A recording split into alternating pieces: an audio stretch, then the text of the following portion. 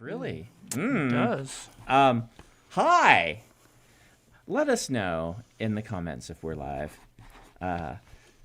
Because we aren't 100% certain. I'm seeing some comments, so we should be good.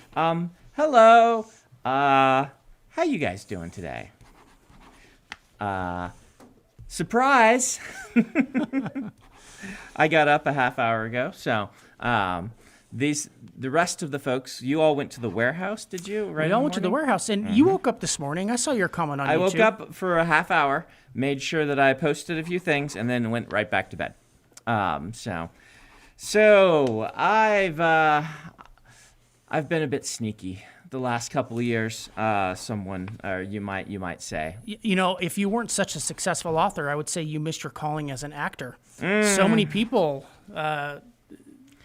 took your video on Monday so well, I guess. I was actually a little surprised. I know I wrote this in my comment that I posted around. I know that the fans are really good at sniffing me out. They're very wily when it comes to the ways of Brandon being a tricksy hobbit, and so I have to find new and different ways to give them surprises and classic Sanderson twists. And so I made sure on our video Monday to play it very straight.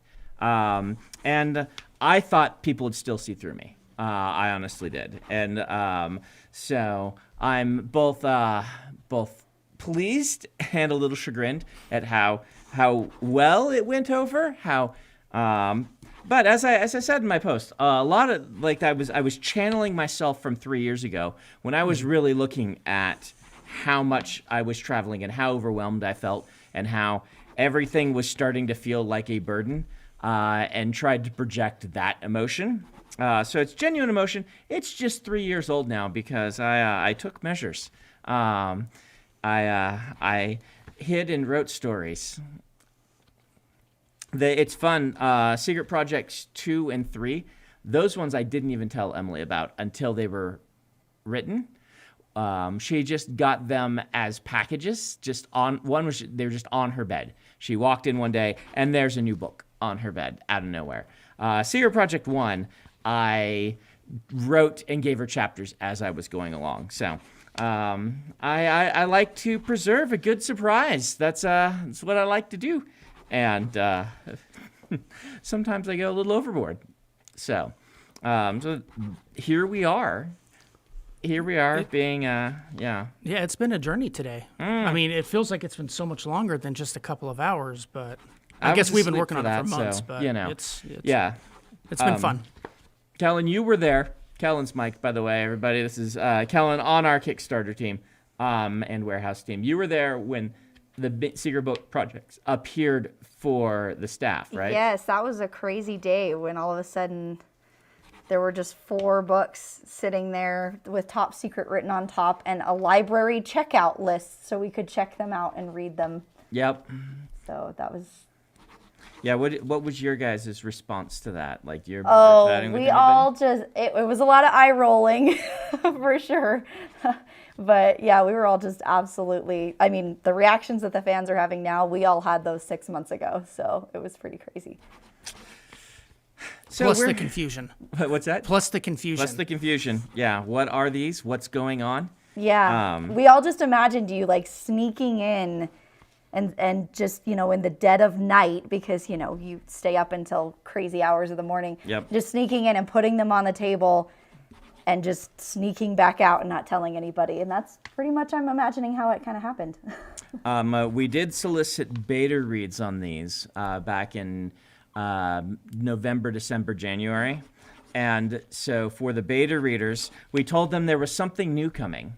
And we gathered the group of them and then sent them each a different book, knowing that, in fact, we have some couples among the beta readers. We sent them different books from one another. And they have like some various rooms where they congregate and talk about, the books they're reading and things like that. we did that knowing they were going to be super confused when they started mentioning the books they were reading and finding out that they were all different books. That was also a blast. Peter screenshotted a few of those things and sent it around to us. But as I said in the header of the Kickstarter, I'm just trying to do the most Brandon Sanderson thing possible. It is. I was a little timid about saying yes because of the unrest in Europe and the poor Ukrainian people and is this a good time to be doing a Kickstarter? Probably not. But we had already built a lot of momentum in company, and veering from that felt like a bad move, and life goes on. But I hope that this doesn't come off as callous with us ignoring the dreadful invasion of Ukraine and all the things happening there. But at the same time, I want to get these books to people. I want people to be able to enjoy these stories. And so... It's why you write. It's why I write. On Thursday. It's Thursday, right? We're going to release the first of them. And I've already recorded a reading of Secret Project 1. Reading 5 or 6 chapters of it. If you want to be spoiled, that's your first chance to be spoiled on these. And you can hear me read the second draft of one of these, which is still kind of rough, but I managed to smooth some of that out during the reading. Not all of it. And you'll be able to find out what that is. But I'm also curious. I haven't had the time.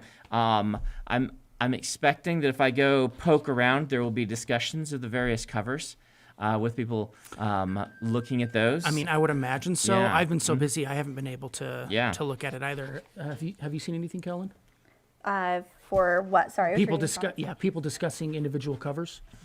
Well, somebody has already screenshotted did they screenshot the one that we thought they might try and figure out what the title is. Yeah. So they've zoomed in and they're asking for guesses on what the title is. Excellent. I was wondering how clear it would be with that font.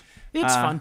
That's Secret Project 2, so you'll find out officially what that is on Thursday. But we did leave a little clue. We like to have foreshadowing and clues in the things that we do. So just I'd be curious what people are saying about the various covers.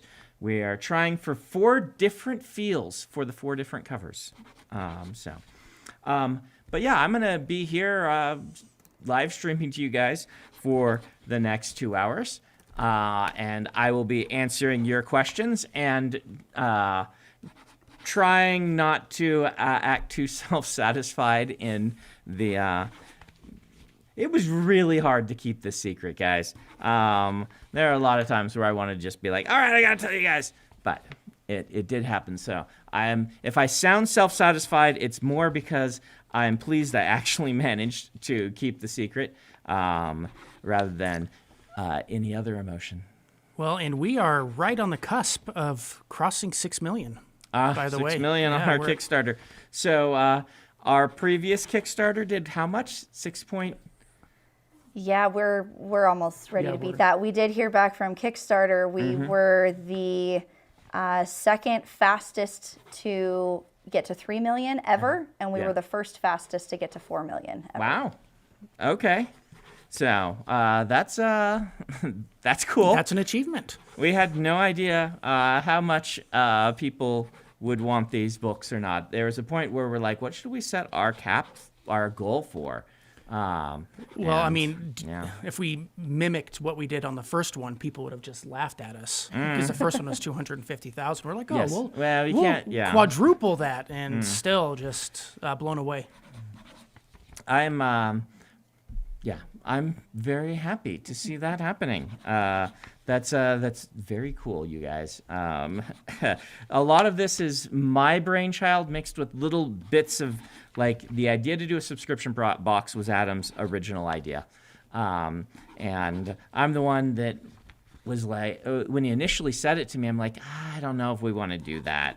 But then I thought about it, and I got this idea of a year of Sanderson subscription boxes with your books and things.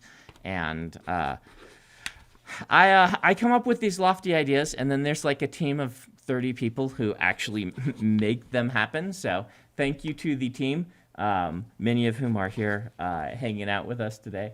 And Kickstarter is not responding for me. Is it open for anybody else?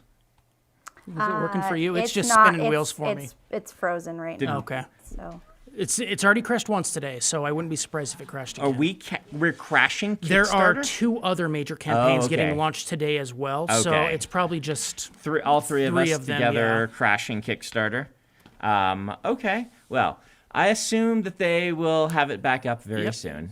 I just got an official thing. We apologize, but it looks like something's gone wrong. So it is hopefully back up soon. Yes. I have empathy for them because we thought that we were buying for like BrandonSanderson.com, like the servers that would never crash. People say, "Oh no, these ones won't crash," and then they crash. Right? Like,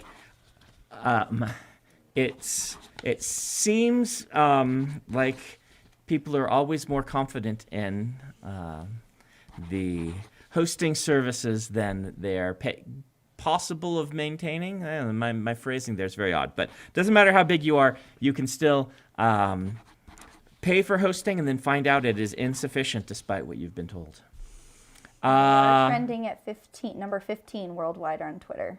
Number 15 on We Twitter. were down to 11. We've gone down really? to 15. We were number 11 on worldwide on Twitter? Yeah. Wow.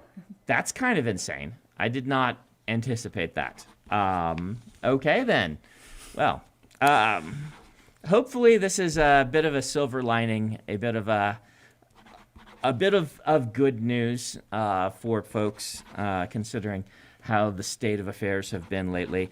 Let's take some questions. And I will say, it looks like Kickstarter is back up. And Yes. if you're trying to visit, the link is in the description. Yes, yes. Or you can go to brandonsanderson.com/secret projects. Oh, is that where we put them? And that will redirect you to the Kickstarter page. Okay, awesome. Nice work on that. Okay. So, yeah, feel free to ask me questions. This stream, we're going to focus mostly on what's going on. But if you have questions specifically about, you can ask any of them. I might raffo, like I warned you, things that are too explicit about spoilers. But otherwise, there's no harm in asking them. Okay. Well, this first one is from Dragon Pup. They say, is Brandon signing autographs or writing a 6th secret novel? Yeah. So I'm signing Shadows of Self today for the leather bounds of Shadows of Self. I had to, after Secret Project 4, I said, all right, I need to be done for now. Because all of these are in early draft stage. And if I'm going to have them ready to give to you all, I need to be revising them. And I've been working so hard on the Lost Metal that I've barely had time to look at anything else. Secret Project 4 was already a bit of a stretch. I probably shouldn't have written that one because now I'm going to be squeezing to make sure I get the revisions in. I will do it, but don't expect any more of these in the next couple of years. Let's just say that. With all the revisions I'm going to be doing on these, and with the goal of writing Stormlight 5 at a reasonable pace, let's just say I will have my hands full. So I know people are going to be like, "Oh, is he tricking us again?" This time, I am not tricking you. I definitely have my hands full. So we're apparently getting a lot of questions about audiobook narrators. Yes. So we have not chosen audiobook narrators. I would absolutely love for there to be a Twitter thread, or not, a Reddit thread. Maybe we can just make one on r/Sanderson that says, hey, tell us audiobook narrators that you really like that we haven't used before. And also let us know if there are ones we have used before that you want us to use more of. I assume we will ask, it's really up to them, Michael and Kate, to do at least one of these. But because these are all 4 very different feeling books, My goal would probably be to use them on one of the books and then use 3 other narrators for the other books. That's kind of where I am right now. But you guys can influence that. You can push me to do different things if you want me to. You may want to reserve judgment until you've heard some of the stories. That might be helpful. I don't know if we should. We can do that that thread like for each book, maybe.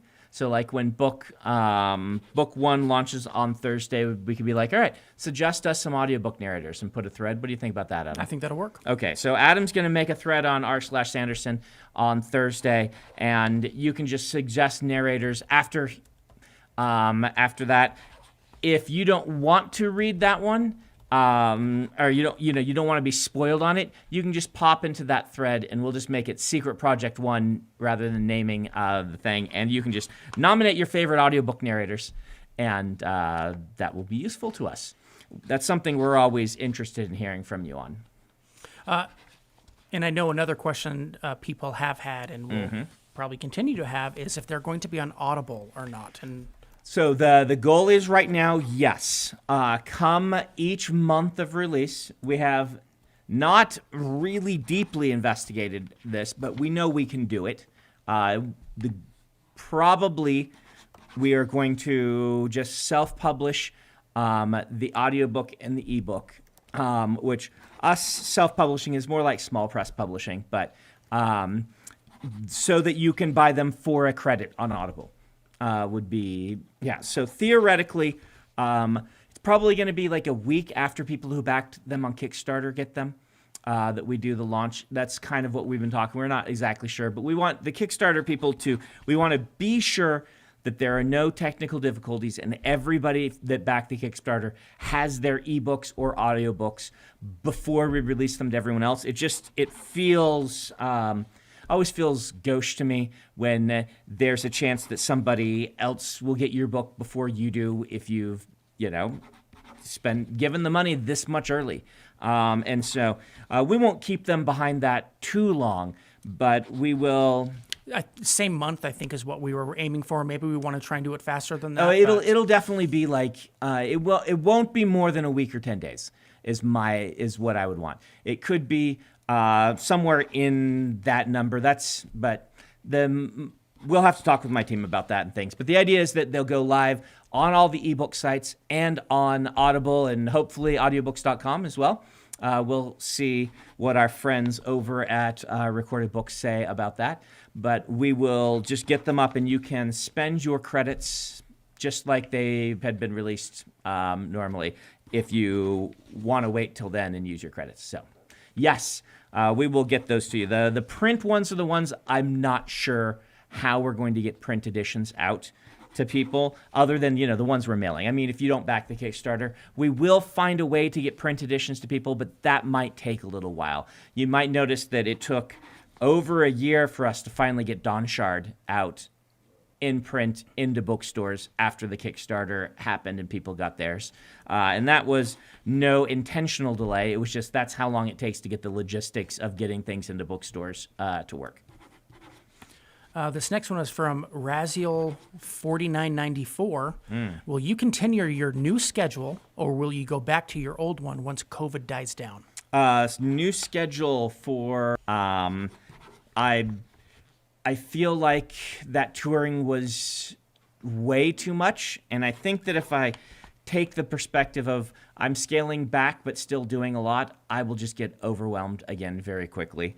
And so this is replacing me touring. What we're probably going to do is we're probably going to try to do one big convention a year, like as a company, bring a bunch of people. So, we will pick something like San Diego Comic-Con or Gen Con or Celsius in Spain or some things like this and go to one of those a year and then have our own con once a year simultaneous with a book launch. And then other than that, I think that I'm only going to be doing, the occasional local thing. We'll see what happens, but man, it has been so nice to talk to you all this way, rather than getting on a plane and flying stop to stop to stop to stop to stop. So, yeah, good question. I mean, right now we have, let me find out exactly how many people are watching right now, but when we started, we're about 3,000 right now. Yeah. So how many places would you have to stop to talk to 3,000 people? Yeah. Yeah, and it just, it depends on the places, right? But at the very least, it would probably take about 2 stops. A lot of my signings these days are 1,000 to 1,500. And that's, there are a bunch that I would do that were more like 400 or 500, right? And so between 2 and 6 different stops, and I can just do this by getting up, taking a shower, and coming over here. I know it's not as personal, but I can do them regularly. So we're going to be doing these every week. So during March. So look forward to that. Next week we'll be talking about Secret Project 1, which I'm glad that internally we've been referring to them by their Secret Project number titles, which has prevented me from stumbling and saying the actual titles. I'm also very curious to hear from people. Like I said, I'm curious to see what they're thinking, what the different covers imply and things like that. I'm also curious if I'm the only one who is enamored with this idea of you get 4 mystery books from Brandon through the course of a year, not knowing what they are, and like read them either on your own or in a book club. I'd be curious to know how many people are actually planning to do that, or if you're all like, Brandon, that's silly. We're not going to wait that long. We're going to read your sample chapters. So be curious. I do appreciate the enormous amount of faith and trust people showing me by saying, they're Sanderson books. They're probably good. And just going ahead and backing the Kickstarter. That tickles me. I just want to know who the first person was to back it, because the first backer was like 2 minutes after the video went live, and you hadn't mentioned anything at that point. Yeah. So if that was you, good work. I wonder if that was one of the beta readers who was a little bit in on the whole thing. Or someone who actually looks at the description of videos, because the Kickstarter link was in the description. They're like, what's this? Why does Brandon look so solemn? Poke? Hey, a Kickstarter. This next one is from Caspian Buxton. Love that name. Yeah. Will this impact Stormlight 5's release date? It should not. Spending a little extra time on the Lost Metal might. We're going to have to see. Like, I knew I was going to probably end up spending January not working much on Stormlight. I didn't anticipate that it would take my February also. But so far, that has not been secret project sort of stuff. That has just been, I really want to get Lost Metal right, and so I've been doing revisions on that. It's not a hard rewrite like Skyward 3 was. There's just a lot I still want to do with that book, and so I've been adding a bunch and things like that. So it's going to be longer than anticipated, and so we'll see. Like I've said many times before, Stormlight 5 is the one that I'm going to let slide if it needs to slide, and so my goal is to do these revisions in time that I wouldn't have had except for not traveling so much, and the revisions on each of these secret projects should be fairly easy. More difficult revisions come for books generally later in a series when there are a lot of complicated pieces to keep moving and character arcs to make sure flow from book to book. And that's what makes something like Lost Metal a little trickier. I've been going more between 5,000 to 7,000 words a day in revisions on that. And these ones will probably go 10,000 to 15,000 words a day if I were writing full-time on them, which I won't, but they should go fairly quickly is my guess. A question from Daniel. They say, are the new Cosmere books open to new readers or more Cosmere aware because they are special? So all of these books are pretty open to new readers. In fact, I would say Secret Projects 1, 2, and 3 in particular are among the most open to new readers that books I've written. There are slight Cosmere-aware things that you will get from them. And so you will get, you will get lots of references. In fact, I shouldn't say slight. More than early books of mine, because there's more of the Cosmere to reference now that you know about and things like that. So you will get lots of cool inside references through both of those. Yeah, Kellen is nodding. But the way the core narratives are designed, they are very good entry points to the Cosmere, particularly Secret Projects 1 and 3, I would say. Secret Project 4 is the one that is more requiring of some Cosmere knowledge. It is, again, written in a way that you don't need any, but it is the one that's focused on a character you've seen before. And that character's backstory is relevant, and you will get more out of it by having read some things. So basically, if you have never read any of my books before, this is a safe Kickstarter to back. But it's also me allowing myself more references than I used to put in, shall we say. And you'll see on Thursday some of what I mean by that, because Thursday will make it clear that there's at least one very big reference that is relevant. So. And a related question from Chris Tobin. They say, will you let us know what Cosmere books to read before? It seems like... Yeah. So, yes. Really, again, only Secret Project 4 requires or would really benefit from that. The rest of them, they'll be... But I can let you know. I mean, the rest of them will reference world-building elements. The other two reference world-building elements pretty consistently from around the Cosmere here and there, but not in ways, hopefully, that are distracting. I will say that Lost Metal is a little more Cosmere aware than any book I've done before. So that's the one that I would say be up to date on some of your other Cosmere series before you read, particularly one of the novellas in particular, shall we say. But it is hard to talk around those sometimes. It is hard to talk around those. And I can when Lost Metal comes out, for those who want to be spoiled a little bit more, I can mention which that is. But let's just say that if you have read Arcanum Unbounded, you have read what the main reference point that you would want to know for Lost Metal. But Jeffrey Johnson Jr. says, which of the 4 secret projects are you most anxious about announcing? So my favorite of the 4 is Secret Project number 3.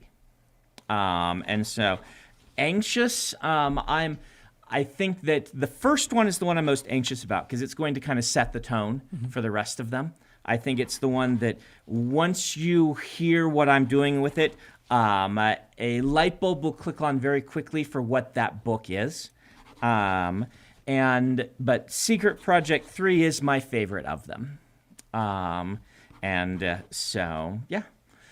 Somebody wants to know what your wife's favorite was. Secret Project 3 is also my wife's favorite, and it is also Peter's favorite. However, that's not universal. A lot of people's, I think we had people liking each of them as their favorite among the staff reading them.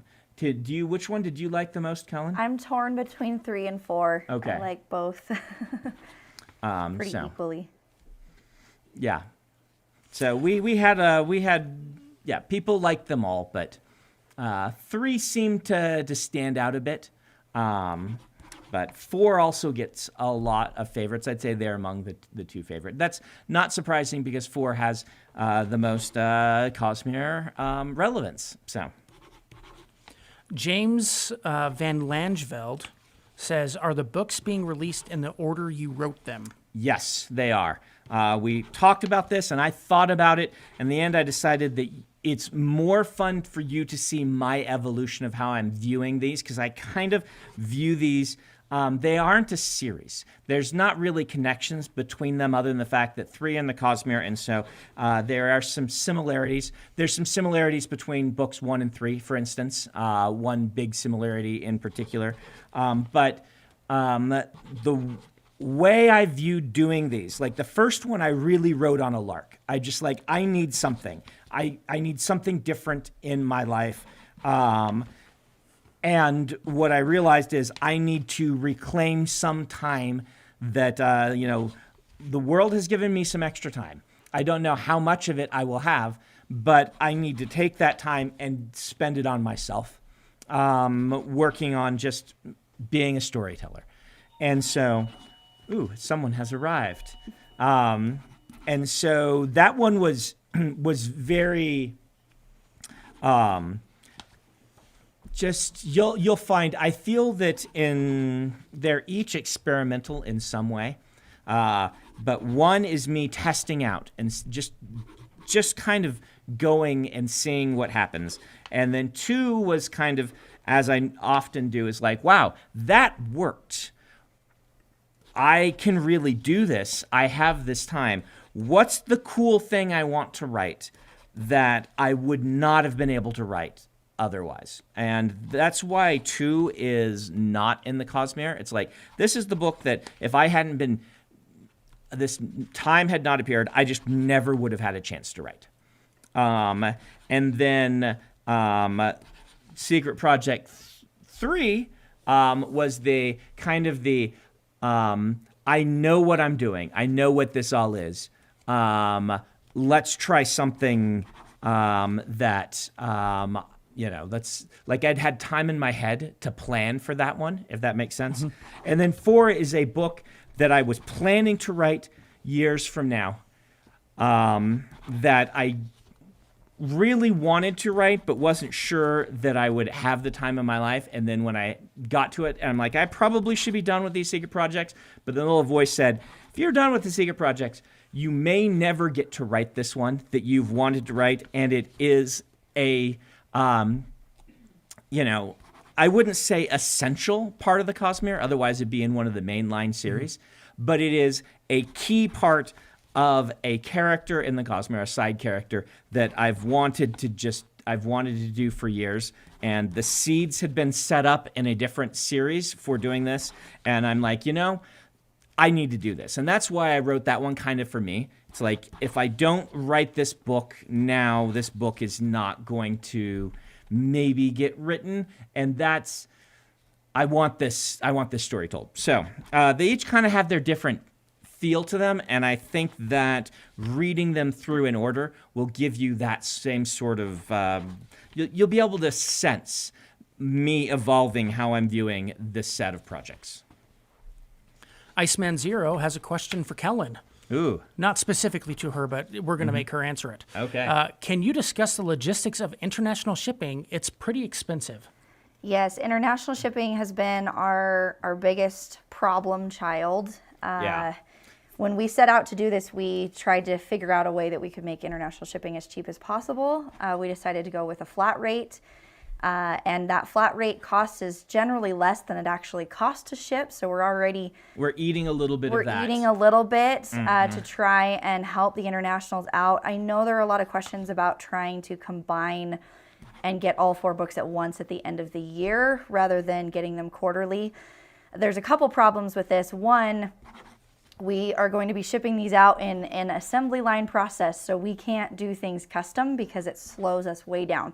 And with the amount of backers we have, in order to get these shipped out every month to you, we have to make them as the same as possible. And the other problem is our warehouse space. In order to save that many books until the end of the year, we do not have enough space to put them. So one of the things we've really been investigating, we haven't found a solution yet, is a way to print books in Europe, shipped from a European Union country to other countries in the EU. And I feel like eventually we will solve this problem. It's not something we've been able to solve yet, but even if we have to partner with a publisher there, like I don't know if there are folks from Spain in the chat. We tried to do this one a little earlier so that we could let the folks from Europe show up, but my Spanish publisher is particularly spectacular in Europe. My Spanish publisher and my Polish publisher are both just really great. We love working with them. I mean, all of our European publishers are great. I'm very good friends with my French editor, for instance. And so, hi, if anyone's watching from France. But those two in particular, like, I can imagine something where we go to the Spanish publisher and be like, hey, do you want to take our files, print these in English for people around the European Union and send them bundles? We wouldn't do it through the Kickstarter, though. We would do it as a just regular license project to my Spanish publisher and let them handle how to get it out. We would promote it and all of those things, but it's too much for my team right now. Now, we are growing the team and getting more experience, right? We are a little small press. I say little small press. We're a mid-sized press, basically. And we're figuring these things out. But understand, our primary goal is to make sure we don't mess up what we think we can do already. And as we manage that, we will level up and do other things. Like this is a level up for us. This is actually publishing our own book and shipping it out to people, mixed with this whole, can we do something monthly? And these are two pretty big levels up for our team. And so that's a long-winded way for me to say we don't have a solution now, but we understand this is a big deal. We look at those shipping prices and our eyes go, we can't ask people to pay that in shipping. It's just books are so heavy. Shipping has gotten so expensive over the last 2 years because of distribution chains being disrupted for everybody. So anyway, we're there, and if someone from the Spanish publisher is watching, if Marta, if you're out there, know that this is something we're interested in figuring out how to work. And since I know people will be asking, what about these books in translation? That will again be up to the publishers who do them in translation. I would expect that the Spanish publisher will want to try to release these simultaneously, which makes me apologize to my translators. And they've been doing that. Our Polish publisher is very interested in this, so is our German publisher. And so there's a decent chance that you will get some of these in translation next year, would be my guess. But it'll kind of be up to their release date. And if we can find one that'll partner with us and that will ship around in Europe, we'll try to find a way to make that happen where they, again, just kind of print our English versions of the books and ship them to Europe. Sounded like you were. I was just going to say, let us know if that's what you think of that solution. If you're from Europe, like if you are living in Portugal, you're like, would you rather us try to get these in local languages taking longer, or would you just rather get our editions but co-published with a single publisher who ships all around Europe? Those are good questions. I don't know what's going to be up with the UK right now. With Brexit, it defeats a little of the purpose of going and publishing these in Europe to be shipped to Europe when those things are going on. But I suspect that we will, before too long, have Golance or Titan versions of these available for people in bookshops. Maybe not the same month they're going out around here, but I would expect them to be faster into bookstores in the UK than they are here, because we can handle the US pretty well. But shipping to Europe, shipping to the UK, as we've discussed, is a little difficult. The majority of our Europeans are saying they would rather have them in English in Europe because they prefer to read in English. If they're watching our stream, then and they're interested in this Kickstarter, so I will investigate that. It's going to really depend on the Spanish publisher or the Polish publisher, whoever decides to do it, because they might be like, this kind of undercuts our language market. It's really tough because they have this difficult decision to make, because releasing 2 editions is it's hard to get the bookstores on board. And if they teach their audience to read the books in English, then what happens is people buy the books in import, and then the local publisher has much more trouble getting bookstores to carry them because fewer of the books sell from the bookstores, even though they're popular. And so your shelf space shrinks, which in turn shrinks your readership locally in those who don't want to read in translation. And it's all very complicated in making sure that the books in translation are supported locally, even though some people do prefer to read in English. And for the questions about Canada, we've gotten quite a few of those. Canada is actually still considered international shipping. I know they are land, based with us, but when we go to collect shipping prices, the quotes we get are still the same as international shipping. I went to ship 2 of the same product, and one to China and one to Canada, and they actually ended up being quoted the same price. So this is not on us. This is on UPS or FedEx and USPS. And Canada is still considered international. Probably because they're loading them onto planes instead of loading them onto trucks, would be my guess. And once you're loading them onto planes, the distance traveled is less than the inertia to get the plane up and down. Is the majority of the expense. That would be my guess. But if people from Canada know better ways to ship to Canada, you can always let us know, and we can figure out how to make that work. Because it is annoying that it's like, yes, we will ship straight to northern Montana for this price. Oh, step across the border. Sorry, people. Suddenly it's 3 times, 4 times as much or whatever. So yeah. We have no control over that. We are not adding a surcharge to the international ones. In fact, we are, at my request, the team has quoted lower prices than, So. The next question comes from Daniel Green. Ooh, Mr. Green, I hear that you had an interesting reaction video. I haven't viewed it yet, though my team apparently put it on a big screen. Yeah, we watched his reaction on his Twitch stream, I believe, and it was very entertaining. I will go and watch that later. Apparently, he's published a new one on YouTube, but I haven't watched that one yet. Okay. So YouTube just compiles his Twitch reactions. Okay, so it's a thing. So yes, I did send to him last night. With a couple other YouTubers, and said, just so you know, you may want to be paying attention. Announcement is coming. So he had a slight heads up, but he did not know what kind of heads up. Anyway, he says, man carrying thing, Jake, has said the only way this writing is possible is Brandon is some form of other dimensional writing creature channeling the real Cosmere. Do you have a response?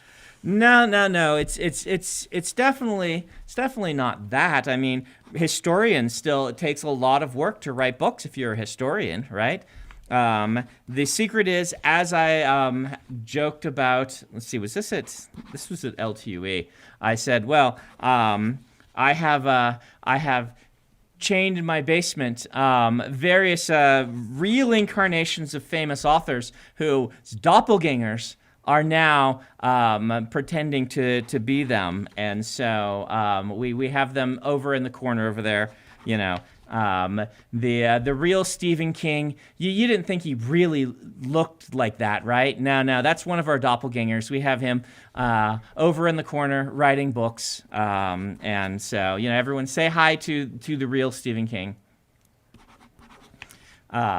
He says that's exactly what another dimensional being would say. That's true. Yes, that is. I actually stole that joke from Dr. McNinja. Everyone should read Dr. McNinja. It's hilarious.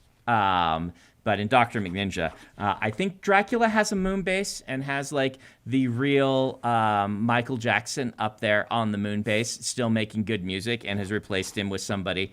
This was before Michael Jackson passed away, so it wasn't quite such poor taste. It's in that poor taste, but it was a little less so. Anyway, Dr. McNinja is hilarious, and you should all read it. And I just lifted a joke from it, so there you go. And we have apparently another question from Daniel. This one seems a little more serious. He says, do we have any info on process of creation? First draft word count versus final draft. Any interesting quirks in crafting these specific stories? These specific stories. Okay. Let's see. It's hard to say because they're all on second draft, Daniel, and second draft does not change a ton from first draft for me. So first draft is just get it written. Second draft is put it into readable shape so that I can give it to alpha or beta readers and fix all the problems I know it has. That's when I sit on it. Like Secret Project 1, I have now been sitting on for 2 years almost. Without having done any revisions to it, which is also really refreshing. Normally I have to like rip right into a revision, which gives me plenty of time to sit and think about it. And that's something that that usually is to the story's benefit, is having that much more time to think about it. What other quirks about these? One quirk is, back in the old days, in the long ago, in the late 90s when I was writing at college, when I finished a book, I would print off a copy, get it bound at Kinko's, and then pass it around my friends and with a thing that says, all right, write your name on the title page in a color of pen, and then make all of your comments in that color so I know who said this. You don't have to then sign your comments. And please respond to other people's comments and things like that. And I had not been able to do that for some 20 years. With any of my books, and these I got to do that with. I haven't actually broken them open to see what you guys all wrote, but you guys were told to do that. I set out a pack of gel pens and said, pick a color. That's your color for these 4 books, and write in them. So they have returned to me Secret Projects 1 and 2. 3 and 4 are still out there somewhere, being read by team members or commented on. So that's an oddity. I'll have physical early drafts of these, which isn't something I've really had in a long time, which will be fun. These all have a different style of voice. 1 and 3 are the most similar, but they have, like I did, a different type of voice. And to give you an example, one of them is in first person and the other 3 in third person. But even the third persons are different from each other in the way I'm doing the third person. That's a little bit different. Doing some things I haven't done before or I haven't done in a long while. Any other quirks? They're all right around 100,000 words. Secret Project 2 is the shortest at like 85 or 90,000 words. And I can't remember which one is the longest. One of them's at like over like closer to 110. Peter's in the chat. I'm sure he'll be saying something to answer that question. A question from the chat right now from C. Harrison Fuller. They say, I do see you, Harrison Fuller. They say, I saw something in the Kickstarter about the physical copies being unsigned. Does that mean some later will be? No, we just wanted to be very clear with people that with the amount I have for the leather bounds, that the signed editions are shifting to leather bounds. It's unlikely that I'll be able to sign regular books anymore. I mean, I don't know how many backers we're up to right now and how many copies I would have to sign, but you remember you would have to, 23,000 backers. And so I'm sure some of you are getting digital only, but the majority of you seem to like print products. And so if I had to sign 20,000 copies of each of these books, that is another 80,000 books to sign. And just so you know, getting the 40,000 books that I need to sign this year is going to take like basically all of my time. And so we wanted to just be very clear to people that these are not signed, in case they were wondering. There's just not enough time for me to be doing that.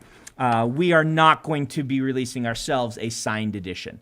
It's not impossible, though we're telling the publishers that we just can't do much of this anymore. It's not impossible that we'll sign with a publisher who's like, we like to do the pre-signed thing. Will you please sign 1,000 sheets for us that we can bind into these books? It's not impossible that that'll happen in someone else's edition, but not in our editions. So you can always find me and get things signed. Like I went to the local sci-fi con just a week or two ago, and was able to just sign a bunch of books for people who'd brought them along, not in any official line or anything like that. And that's still a good way to get books signed by me. I can't guarantee that I'll be able to do it. That's the problem. Don't go to these things with your one hope and desire being that I'll sign your book, because I might not be able to. But I do my best to get things signed for people. I've seen several comments about stretch goals. Kellen, Yes. Did you want to talk about stretch goals on this campaign? We decided not to do any stretch goals for this campaign. We did so many for Words of Radiance that, again, this we were trying to keep as simple and as streamlined as possible, so that we can get as many of the swag boxes and as many of the books out to people without customizing things, because that's when it starts to slow down. We definitely, whatever we do, we will not involve customization.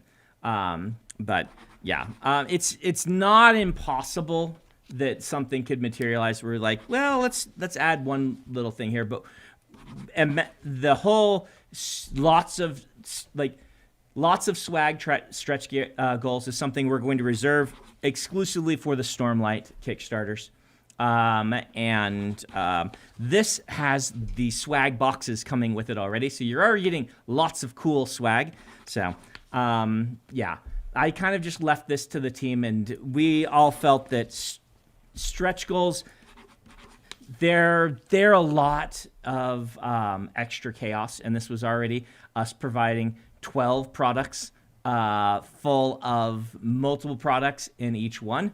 So it's not impossible that we'll materialize something, as, we reserve the right to change our minds as the campaign proceeds. But for right now, this is what we are feeling. Is that well encapsulated for everybody? Yes, that's we did write down a couple of ideas just in case, but we wanted to see how things went first. Yeah.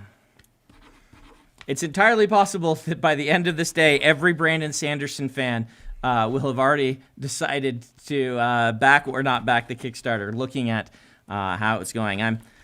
One of the things I wouldn't say I got resistance from the team on, but there were definitely questions from the team on, Brandon, are you sure you want to do this video the way you're doing this video? It's perhaps a little dramatic. And indeed, the first draft of my script was a little more dramatic. And I was one of those. Yes, Isaac in particular and Kellen were like, maybe you want to scale this back and not be quite so dramatic, quite so bait and switch. But I was still very enamored with the idea. I didn't know if it would be a good idea. I only knew that I liked the idea because of the innate showman that is inside of me. And so I'm very pleased that then people seem to have liked sharing that video. Again, it's not a thing that we ask people to do very often. I get a little annoyed by how often I'm told to like and subscribe. It just becomes a cliche, and then you don't do it because you hear it all the time, right? And so I like to try to reserve that sort of request for very special sorts of things, but I thought that people might enjoy sharing this video because it does kind of give a nice little gotcha moment. So I thought that my fans might enjoy playing along and being like, oh no, you have to watch this. Sanderson, I just can't even explain it. And then share the video and then, get your friends. Like maybe I was able to get some of you, the ones who didn't glance down to the bottom and immediately see and jump to Kickstarter and back it before the video was live for 5 minutes. And I apologize. It seems like the stream has been a little inconsistent over the last couple of minutes. So really? I apologize. Our internet should be good. I'm hardwired in. So we're here still. So let us know if you have any issues. And we'll hope it gets better. And that's about the end of what I'll try. It seems to be that if people refresh when YouTube tries to kill it, it works. Okay. You refresh when YouTube tries to kill it, and it works. Okay. It's always so many weird technical problems. Our good friend Travis Gafford says the stream was working for him. So, hey, Travis, welcome back. Okay, next question is from Eugene Conway. Did writing in secret allow you to explore your writing process in any new ways, as there was no deadlines, expectations from fans on what they expect from your stories? Yes, that's like the biggest advantage of this whole thing for me was removing the expectations and allowing myself to really just write whatever I felt like doing. And I naturally gravitated toward doing some different things. Like I said, each of these is different from one another, but they're all a little different from something I've done before. For instance, not to give you too many spoilers, Secret Project 1 probably has some of the most bizarre world building I've done in a book. Actually, I would say 1 and 3 have 1, 3, and 4 all have pretty out there world building, don't they? Oh, yes, for sure. So 4 has some pretty out there world building as well. So all 3 of the Cosmere novels have world building a step beyond. It's more Stormlight world building and less like setting-wise is what I'm talking about here. Not magic system-wise, but setting-wise. More like Stormlight, less like some of the other Cosmere novels that are playing it just a little closer to normal world building. So I experimented more with world building. These worlds are, let's just say that my science people, I'm giving them some headaches, trying to figure out how to make Christy's a little nervous. Some of this cosmology actually work. It's really cool, but how does this work, Brandon? Well, we'll figure it out. And so little more extreme in some of the world building. Not as weird as the some of the weird ones I throw at Dan on Apocalypse? The podcast. Yeah, not quite as weird as like Apocalypse Guard, which had an ocean in the sky. I'll figure that out someday. That was a fun book. Yeah, I want people to read that one. It has one of my favorite characters. So that was something different. Secret Project 2 does something very odd in that it includes extensive excerpts from something else that I wrote. It's not like I'm, taking James Joyce and being like, and now we're quoting from Finnegan's Wake there's like this, separate written thing that is interwoven into Secret Project 2, which is very fun. You'll see what I mean when you read it. So I experimented there, right? The voice, particularly in 1 and 3, is very different from anything I've done before. Experimenting with how to do voice. 4's narrative is unlike anything I've ever done before, and is polarizing in the way I plotted it because it is me leaning into one type of storytelling very much. And if you like that style of storytelling, you will probably love this book. And if you do not like that style of storytelling, then this book is just going to be a little much, maybe. So, again, it's hard to explain these things without giving these big spoilers. But there's something to look forward to for each of those as I reveal them. And next week on this live stream, which will probably be when will it be in the evening? Probably next week. That'll probably be 6 o'clock. 6 o'clock Mountain Standard on Tuesday. I will be doing spoiler for the 6 chapters I read on during Thursday. the second half. During the second half. Yes. First half is non-spoiler, Non-spoiler. and then second half is spoiler. So you can come in and say, all right, Brandon, you talked about the different things you were doing with this book. Tell us more in depth, and I'll be able to tell you that. Like I'll on the live stream talk about my inspirations for each of the books, why I picked this book to write. All of that stuff will be in the second hour on the live streams each week. This next question is from Brenton Berg. They say, you usually let us know what you are doing at any given time, and it seemed like you were always making progress on projects we knew about.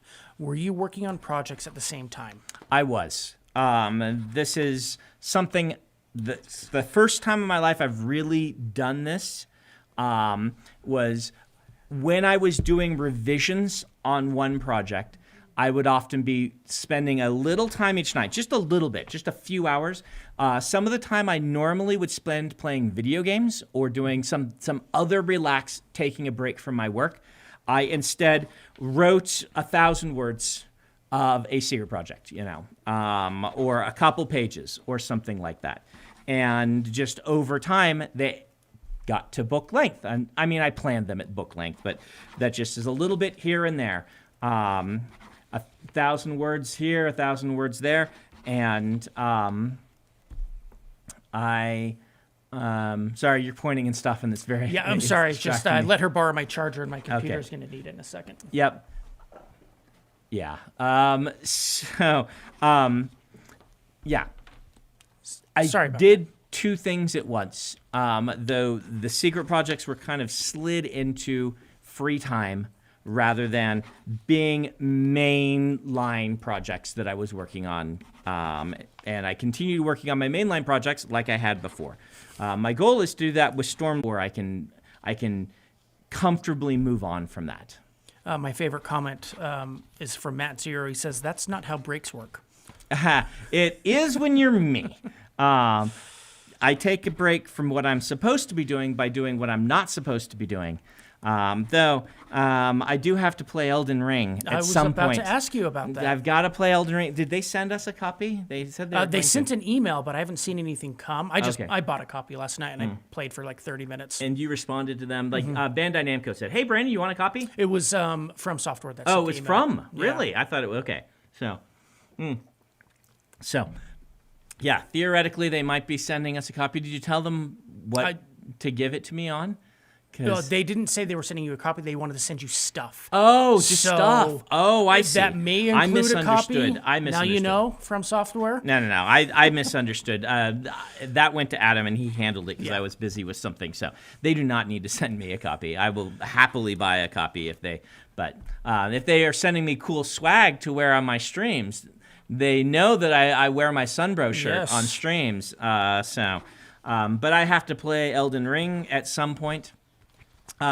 It's been getting worse reviews on Steam than on the PlayStation, I believe. I think PlayStation has the highest performance of the game so far. Yeah, and so, but that's PS5, right? Yeah. And so I have to buy a PS5, which is not an easy task, even still. My brother-in-law. I'm gonna hurry and go post. Is this our internet most likely, even though? I mean, it shouldn't be. We have really fast internet. Yeah, but it's erratic, right? The Wi-Fi is erratic. The hardline is usually not. Yeah, I'm telling everybody because the chat's still going that we're starting a new one. Yeah, I'm going to send you. We're probably live right now. Hello, everyone. Yes. I am going to send you, Kellen, the new link, or did it crash again? Nope, has the wrong title. Okay, now we're back. So, everyone missed me waxing poetic about famously hard games, and so they want Let's Players who are streaming the game to have that same experience with streaming it, so that it's like it's a feedback sort of thing. Mm-hmm. It's a very smart game design to, if you mention Elden Ring, then your stream is likely to crash. Just, It's like fighting a boss. So, hi everybody. People think it's not on. Some people think it's good. We have 600 people there, Okay. so it's working. Hopefully it doesn't crash again. Yeah. Maybe we probably just have too many people trying to use it right now. Here. Here. Yeah. Yes. We will have everyone's on ours. We're having turn off the video on their stream. So.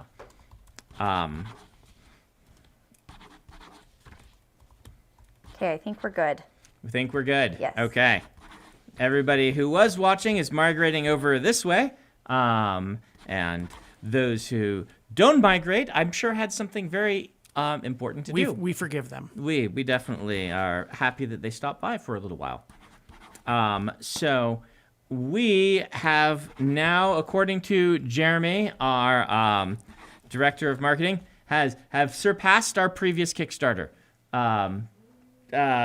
So that's intimidating. You guys ready to ship out this many books? Woo! You will be? Yeah, they have a few months to prepare. Mm-hmm. Yeah. We just think about combining this with the Way of Kings Words of Radiance Kickstarter next year and Dragonsteel Con next year, and we all get a little nervous. Yeah, well, you guys, the con is your fault. I'm not going to take any responsibility just like everything else. for the con. Yes, just like everything else. Blame me. Then yes, but the Kickstarter is my fault. So, and the whole idea of a subscription box is Adam's fault. You get to take responsibility for that one. So, and you writing 5 extra books is your fault. Yep. So there's room to blame for everyone. I got to figure out what to do with book number 5. That's the middle grade. It's not full length. It's 30,000 words instead of the normal book length, which is part of why I didn't include it in this. It's also just a different audience, right? Like, I don't want those who are like, I'm buying my 3 new cool Cosmere books and some other thing to also get a kid's book. So, but we will figure out how to do that one. The weird graphic novel that I wrote. But let's do some more questions. Okay. What do we got? Sorry, I got transfixed watching the number go up again. Oh, yes. So Melvin Linderoth says, we need to hear the story of when Adam found out about this. Oh, I should have pre-read that question. I came down the stairs. I actually think I was the first one to see it. Were you? Because I was asleep. I came down. I'm like, what are these things? And the first one I signed out was Secret Project number 1. So you grabbed the first one. I grabbed the first one, and then I was very confused when someone else mentioned the titles of the other ones. Like, that's not what I have. And then, we started understanding what had happened. So you guys thought initially it was 4 copies. I thought it was 4 copies of the same one. I thought the same thing. Right. That would have been smart of me to put out 4 copies so you could all read them faster. But then I would have had to look through 4 different copies unless we would have handed them to someone to have to transcribe all the comments over. So I suppose that someone back there who would be forced to have written, whoever it is secretly happy we didn't do that. So it looks like the stream is having issues again. Let us know what's going on for you guys. I'm just seeing Fs in chat. So. Oh, really?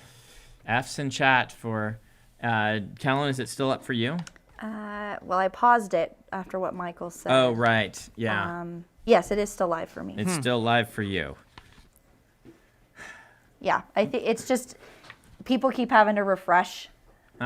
So. Wonder what, that wouldn't be on peculiar. our side, right? If it's making people refresh, it wouldn't be our fault. Maybe it's something with Restream or something. I mean, they are in Ukraine.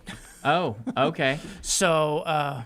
Is that the thing that streams it to multiple platforms? All the platforms, yeah. Okay.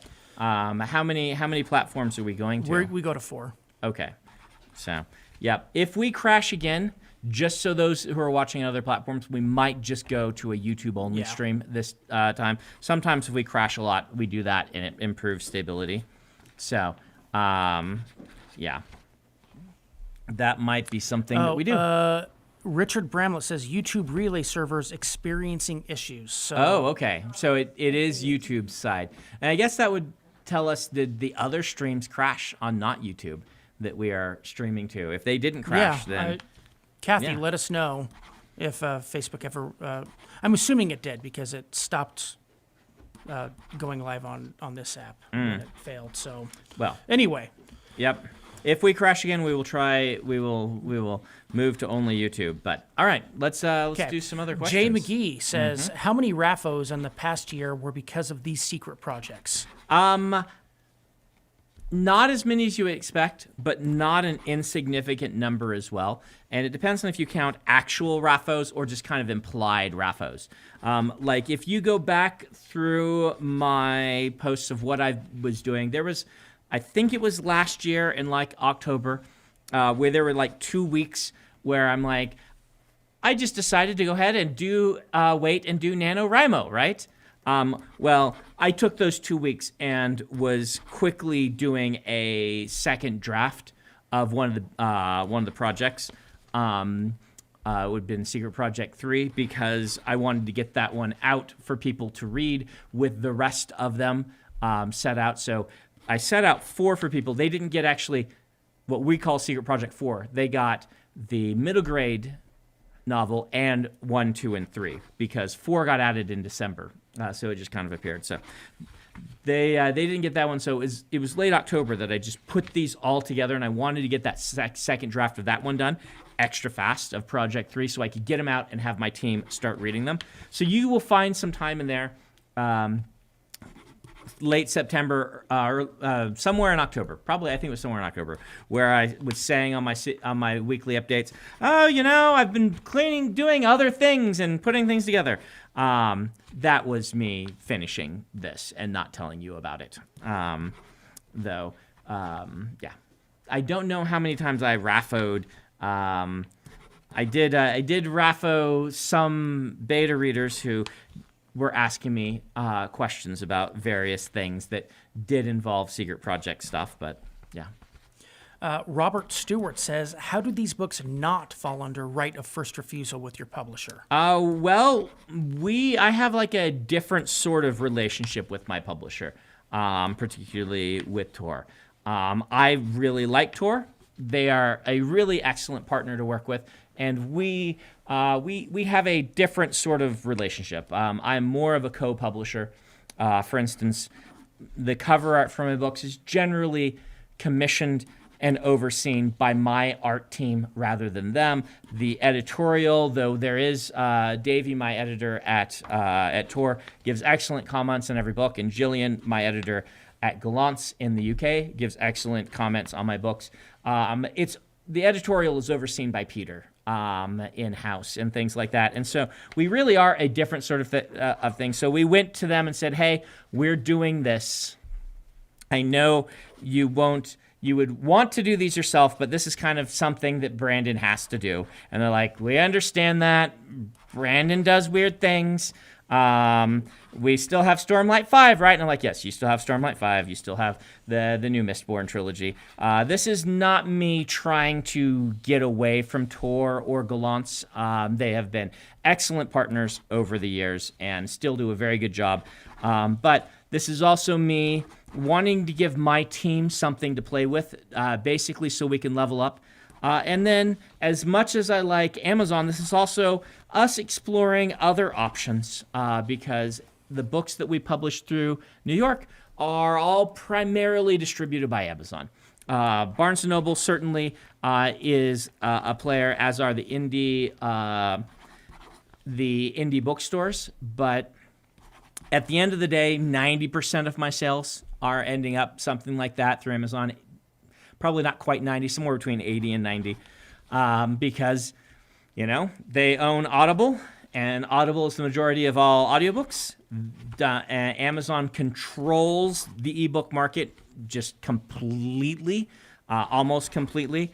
Despite the efforts of our friends at Kobo up in Canada doing an excellent job with their ebook platform, Amazon is just the dominant force in ebooks here in the U.S. And so we like some aspects about Amazon. We are worried about some aspects of Amazon. We have some friends at Amazon that we really like and do good work.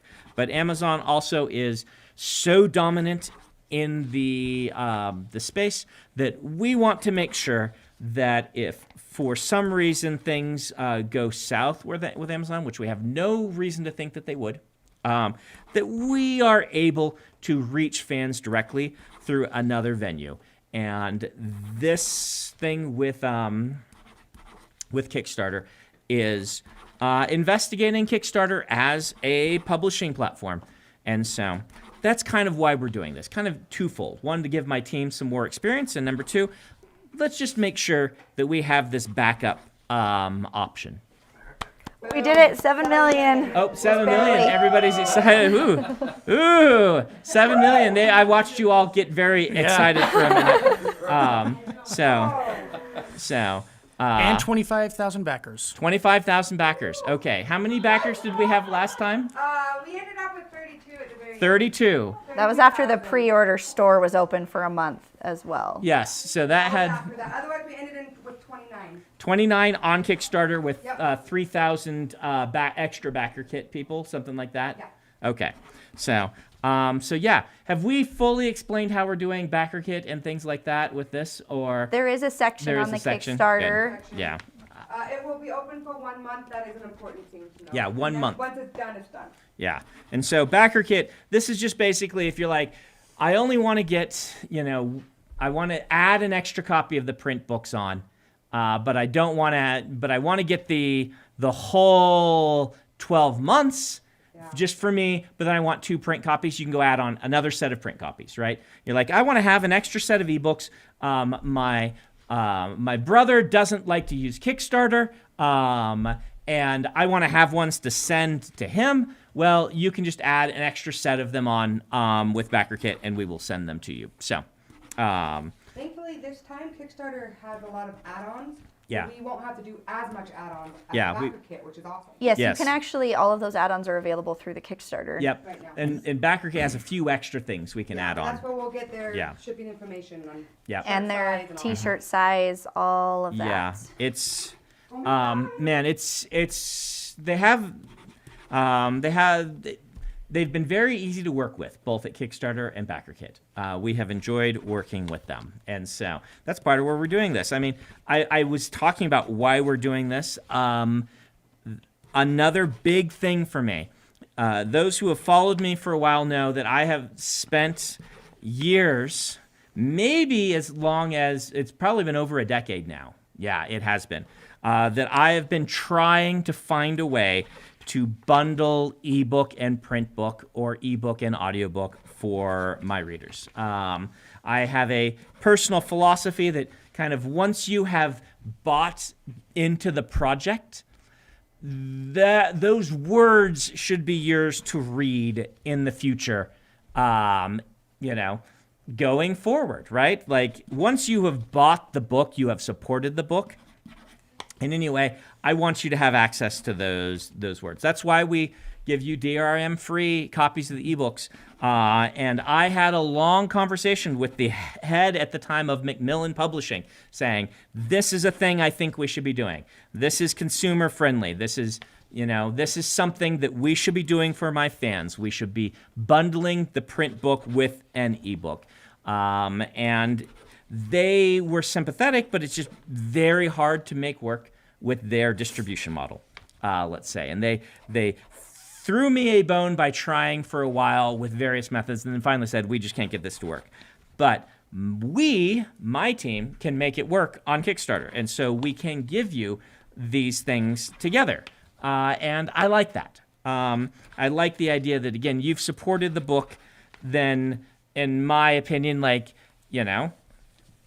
you should have access to that book for the rest of your life, if you want it, because you are part of why the book exists in that case. So we don't do that with audio, though. We don't give the audio kind of as a bundle automatically, just because it is a lot of extra work to create an audiobook. A lot of extra expense, and it becomes a kind of different art form in more distinct ways than the print book to the ebook, in my opinion. So that's why we do it like we've done it.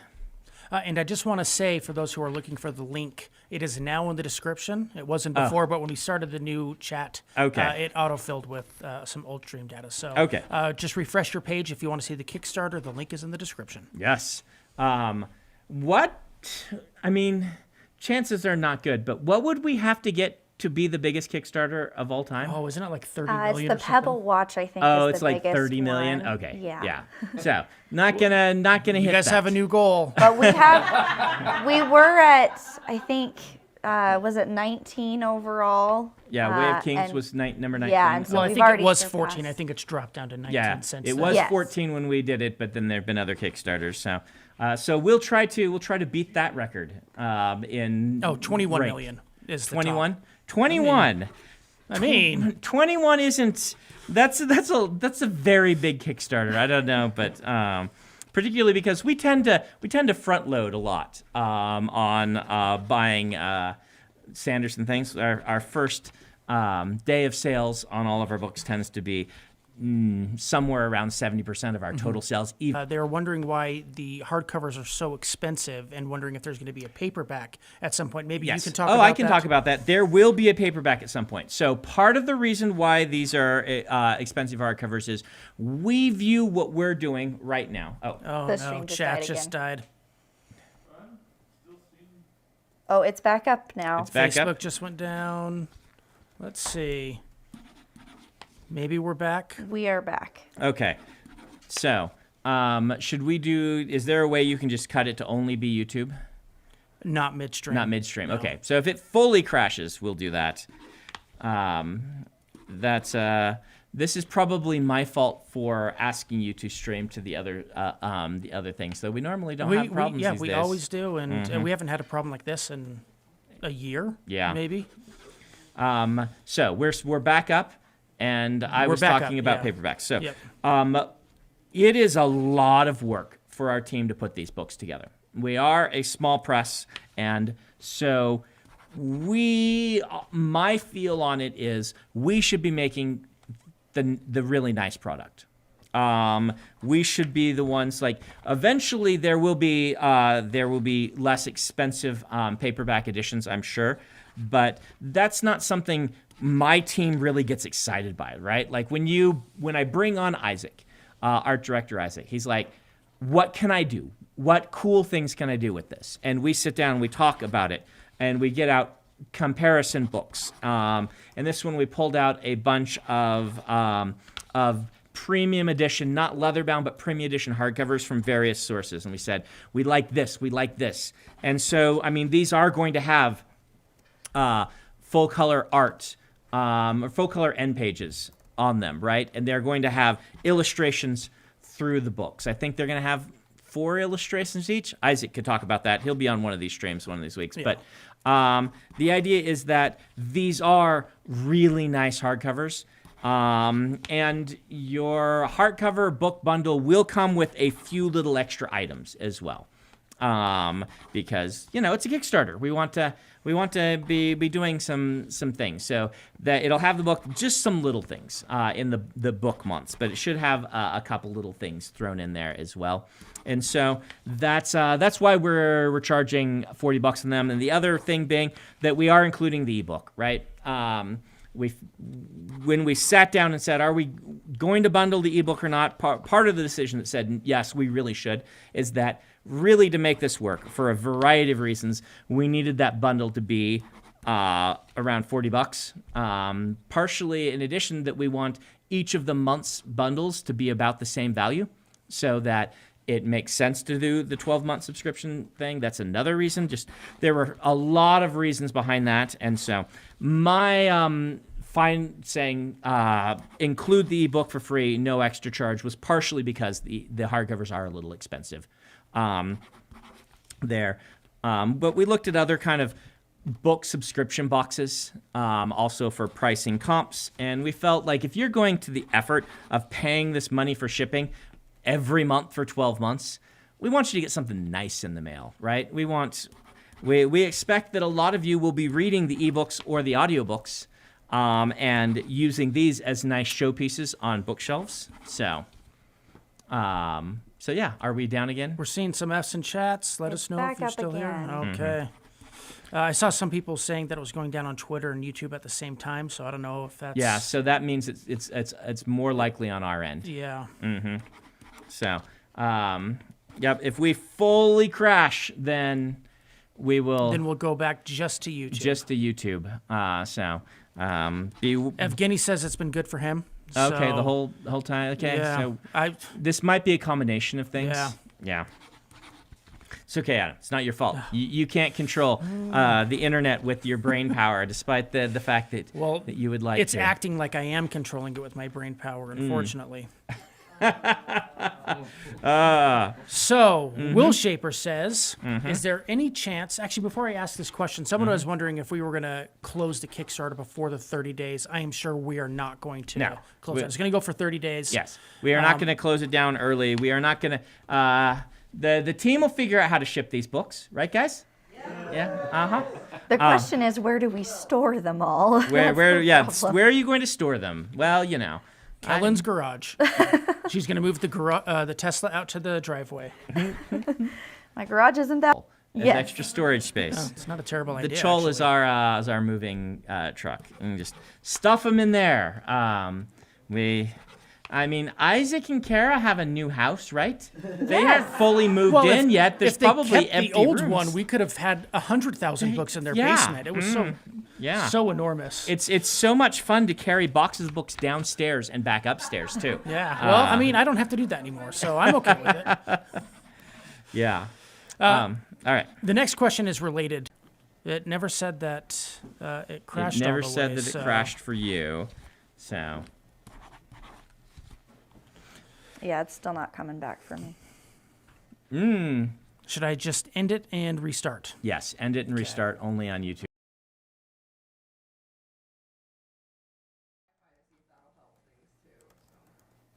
Yeah, I've been on my personal hotspot. Okay, so, we should be live right now. It's going to take a second for people to show up. Yep. But I need to switch names and links. Flambeau, congratulations. You are the first person here. Yay. Now it's just a personal stream with me and Flambeau. As we, shoot the breeze, talk about that time we went parasailing. That was really nice, wasn't it, Flambeau? Yeah. Okay, people are we're getting a lot of migrating people, over. so... Okay. Do I need to send you the link, Kellen? Are I've you got in it. the other chat? Okay. All right. So we have gone only to YouTube. I would apologize to Facebook, but they aren't here. They're being entertained by Kathy. Yeah. And, do we want to say it's 2:33? If it crashes again, are we going to come back up, or is that going to be it? I think if it fully crashes again, we'll just say that's it, because we only have a half hour left. Yeah. And I have a phone call at 3, You don't do, I? yeah. Is it at 3? You were talking with him directly, so I don't know. Oh, okay. I thought that they were going to pick that, but I should find out if I have a phone call at 3. Yeah. Well, we'll figure that out. We have time. Yeah. We have to wait for people to come back anyway. Okay. They get to have a Brandon looks at his phone stream. Oh, our While new he's operations doing that- manager, Matt, Yes.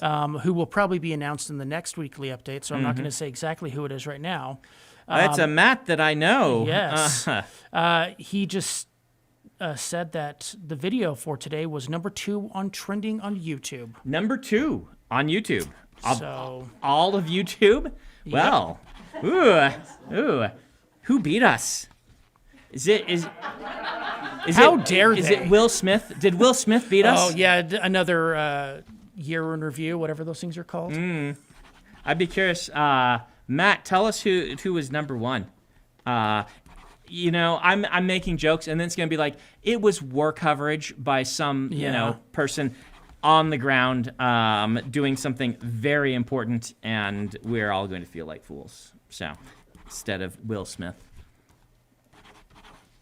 Okay. How about we get you a question? How about you give me a some question? people have Well, we come might back. need to re-answer the last one because you started answering it. Oh, when it yes. selling crashed. out. Selling out. We will not sell out. We will print as many copies of this as is requested by you all. So,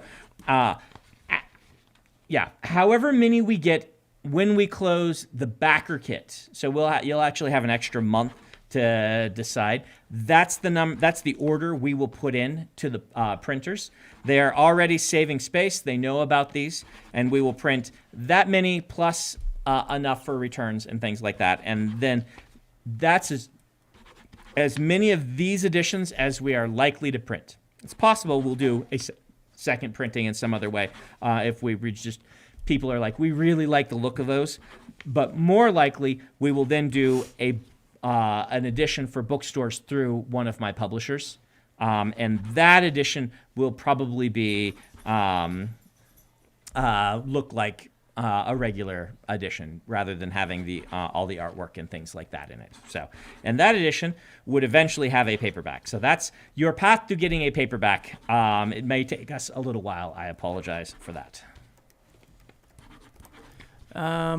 Milestone says, will these novels be published traditionally for people who can't afford the subscription service? Yes, we will eventually. So the ebook and audio will be published very quickly next year, right around when the books come out.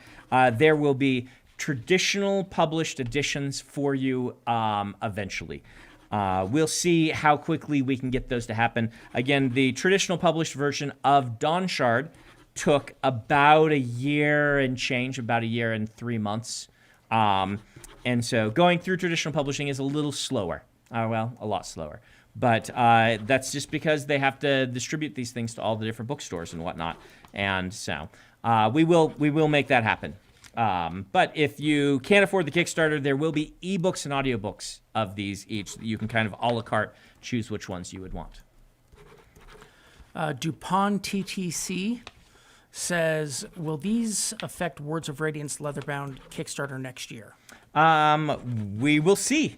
The hope is no. The hope is that we have all of this stuff in and ready to go, and then we do the leatherbound Kickstarter next year summer. And then by the time that is ready to start shipping, we have finished putting these things together and all of that, because that will take a while, but we will see. There might be a little overlap for my poor team, and so that's what seasonal employees are for, right? Yes. Otherwise known as our friends, or friends' children, or friends' children, or our children. Taylor Rickroad says, any ideas on what the presentation or quality of the secret projects will look like? Yeah, so the mock-ups that we made should look a lot like that. We're doing a hardcover. We're not doing a dust jacket. Dust jackets just get dinged up so easily, and so I like the kind of premium hardcovers you get through premium hardcover vendors when we were looking at that just have a nice feel to them, but are the cover printed directly on it. I'm sure Isaac can bring some comps to one of his. In fact, he might be on the stream. If we have anything behind you next week. Yeah, are there any back there, Adam? I don't think any that are great. We'll get some comps for you and show you. We want these to feel and look really nice. Steve Argyle, one of our... what's it? Oh, is Dragon's Bane one of those? It might look similar. Let's see. It's hard to tell from... Oh, sorry, the Asimov. That's leather, yeah. Dragon's Bane one is... Let's see. Yeah, this is leatherbound also. Oh, is it? Okay. Yeah. So I wasn't sure. I don't think we have a good comp. There is a description under rewards on the Kickstarter page that Isaac wrote that describes what the books will look like. Yeah. They should feel and look really nice. Isaac and I have been colluding for since October about how to make these look the way that I want them to look. And each of these covers are based on my concepts and discussions with the artists for what we want to have happen. And so I'm very much in control of how these are looking. Me and Isaac are putting these together in ways that I think you guys are really going to like. But I can tell you this, no dust jacket. And I'm sure Isaac will bring comps. Yes, Isaac will bring comps, meaning comparable pieces. Looks like everything is a lot more stable, maybe, now that we have switched to doing only YouTube. We'll find out. Yeah. Bradster says, any close calls in revealing your secret accidentally? Yeah,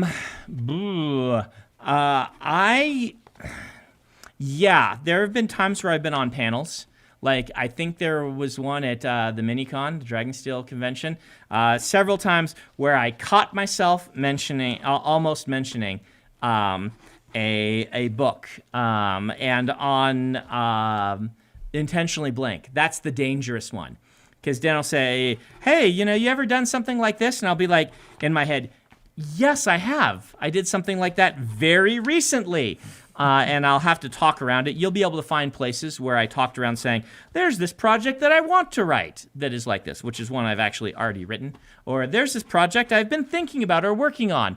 Outlining where actually I've written the book, things like that. So those were some close calls. And there is, always the worry that when we send books out for early reads, that one of them will leak. And that would have spoiled this whole thing if one of the beta readers had accidentally allowed one of these to leak out into the wild, and it didn't happen. So, good job, beta readers. Bumtown1 says, Brandon, did you ever feel guilty or naughty about writing these books because you thought you should be spending your time on official work? If so, did that make it better? Yes, I did, and I wouldn't say it made it better. I feel... perhaps more than I need to, but I don't know. I feel a responsibility to get you books and series you're waiting for at a reasonable timeline. The fact that I haven't done this for The Arithmetist, for instance, is a big weight on me, kind of a moral weight on me. And that's something I really take seriously. And so there is that voice that said, hey, if you have this extra time, you could start on Stormlight 5 early. But I knew that would burn me out faster. And so that part wasn't glee. The glee was knowing I would have these great reveals, right? Being able to show them to my wife and then show them to my team and then show them all to all of you. That makes me really happy. I love doing that. But no, there's not like this glee that I am getting away with something, though sometimes I talk of it that way. That's not a strong emotion in me. It is something that I think about, but that's, yeah. There's an answer for you. Matt Ames says, why did you decide now was the time to open up about this? So couple reasons. Number one is when I finished Secret Project 4, I knew that was the last one I was going to do for a while. I'm like, okay, I have gotten this out of my system, and I am bracing myself for Stormlight 5, and I really want to write Stormlight 5. I've gotten to the point where I'm excited to be working on that. And so since I knew that Stormlight 5 would probably be taking a big chunk of the next 2 years, that said to me, okay, it is time to open up about these. And the big question then is, what did I want to do? Because I had a couple options. I could just spring them on my publishers and have them handle them. I could slowly trickle them out in just a self-published way. But for the reasons I talked about earlier in the stream, I wanted to give myself and my team a challenge. I wanted to try and experiment with Kickstarter as a publishing platform. There were just a lot of reasons there. And so when I decided I wanted to do a Kickstarter with it, and I got the team on board, just needed to, it's not that they're skeptical. It's just that they're there to be one of the balancing forces in my life, shall we say. My job is to think big. That is my primary position in this company is dream the big dreams, create the big stories, come up with the big reveals. And their job is to say, Brandon, we're not sure that this can actually happen. And so we make sure that I can get them on board with the idea. And then from there, I wrote the script for the video, convinced Adam and the team that it was the right thing to do to be a little cheeky with that video. And, just kind of me getting everyone on board takes some time. But once we did all that, that's the momentum I spoke about earlier in the stream where we, started to put all these things together and started to get going. And Kara and her team got on board with the idea of, all right, we're going to do a subscription box. Let's start coming up with cool things to put in it. And Isaac's like, all right, I guess I'm doing 4 covers that I didn't expect, and interior art and end pages for all of these things. So here we go. And together we all just kind of started moving in the direction that Brandon had started us down. So well, and you think I would have learned better by now. I've been here for almost 8 years. Mm-hmm. Someone's asking a question about the marketing plan. That all came from Brandon. That was all him. And a lot of us were really second guessing this approach. And you'd think that we would just know by now to just trust your instincts. I can be wrong. I can be very wrong. I'm still waiting. That's the thing. So I just had this instinct that said, my fans like big reveals. It's one of the reasons why you read my books. It's one of the things that I am best at doing is surprising you, and my fans enjoy that emotion. And it was wise to make me aware of, we don't want to go too far, but at the same time, I knew you guys would enjoy just being able to be part of some big reveal and twist like this, and that would be a good experience. Even though, again, my team was a little worried about some of the things we did as an approach. Like, we didn't spend 6 months preparing people for the Kickstarter this time, right? We just dropped it. And it was uncertain if that was the right move or not. I think the fact that we have surpassed our previous Kickstarter already indicates that it at least was not a bad move. But it was uncertain. But I don't know. I had this feeling. I had this feeling that my fans are gonna like this. I have an interesting relationship with you guys in that I do kind of take the role of Hoyd at times, and being the person who makes you feel bad and then makes you feel good. And I wanted to emulate that, and I just like being the showman. And I thought this was the right approach. It was at least the approach that felt the most fun to me. And so I'm gratified that it worked. I very much could have woken up this morning to crickets and or anger from the community. And so I am glad that I didn't. Yeah, well, at least we know now you did not choose wrong. I mean, maybe there was a better option, but man, I'd have a hard time being convinced considering what we've seen the last 5 hours, 6 hours. So anyway, Flambeau, they're back. They have a question. They say, how long did it take to write each book? Did they seem to be done faster than Rhythm of War and Skyward? Yes. So first books and standalones write faster. Particularly, they revise faster. That's the biggest part. They outline faster and they revise faster. The longer and more complex a book gets, just the more time it takes to make sure, like, let me give you an example. Most of these, in fact, each of these is kind of just singular narrative. One of them has multiple viewpoints, but the other ones are single viewpoint books. Just like a normal novel.